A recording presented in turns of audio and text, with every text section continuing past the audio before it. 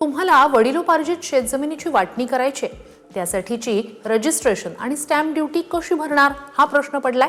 तर मग ऐका, राज्य सरकारनं नोंदणी शुल्क माफ करण्याचा मोठा निर्णय घेतलाय. कुटुंबातल्या सदस्यांची वाटणीपत्र आता फक्त 100 रुपयात होणार आहे. हो, तुम्ही ऐकताय ते अगदी खरंय.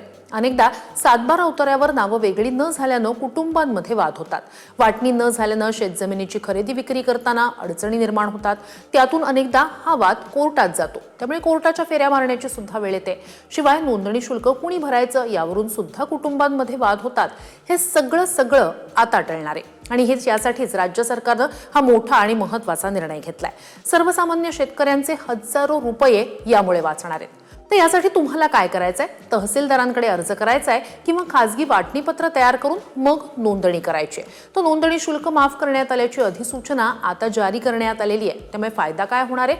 तर लहान शेतकऱ्यांचा नोंदणीसाठीचा खर्च वाचणार आहे, जमिनीची वाटणी करणं सोपं होणार आहे, तसंच कायदेशीर अडचणी कमी होऊन प्रक्रियाही सोपी होणार आहे. याआधी हीच प्रक्रिया करण्यासाठी सरकार दरबारी स्टॅम्प ड्युटी 100 रुपये आणि जमिनीच्या किमतीच्या 1% इतकं नोंदणी शुल्क भरावं लागत होतं. आता सरकारनं हे नोंदणी शुल्कच माफ केलंय. त्यामुळे फक्त स्टॅम्प ड्युटी म्हणजेच मुद्रांक शुल्काचे 100 रुपये तुम्हाला भरावे लागणार आहेत. तर या निर्णयाबद्दल तुम्हाला नेमकं काय वाटतंय? आम्हाला कमेंट करून नक्की सांगा.